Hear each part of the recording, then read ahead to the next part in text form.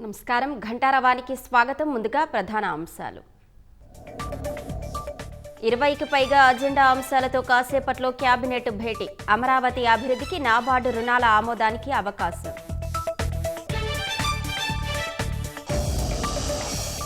విశాఖ వెలంపేట మురికివాడలో పర్యటించిన మంత్రి నారాయణ. పేదలకు నూతన గృహాలు నిర్మిస్తామని హామీ.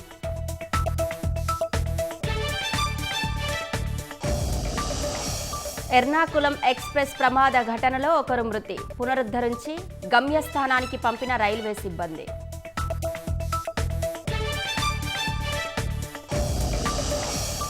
మెక్సికోలో పట్టాలు తప్పిన రైలు. 13 మంది దుర్మరణం, పలువురికి గాయాలు.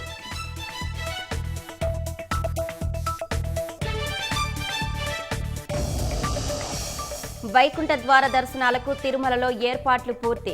ఈ డిప్లో టోకెన్లు పొందిన భక్తులకు గదుల కేటాయింపు.